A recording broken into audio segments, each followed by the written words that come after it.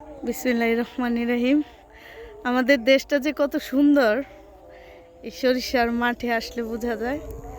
ব্রাহ্মণবাড়িয়া সদর উপজেলায় রাজস্ব অর্থায়নের আওতায় 5টি সরিষার প্রদর্শনী বাস্তবায়ন করেছেন উপসহকারী কৃষি কর্মকর্তা জনাব অলিউল্লাহ অষ্টগ্রাম মাঠের মান্যগণ্য ব্যক্তিবর্গ এবং আমাদের প্রদর্শনী বাস্তবায়নকারী কৃষকরা এখানে রয়েছেন। তাদেরকে অনেক ধন্যবাদ।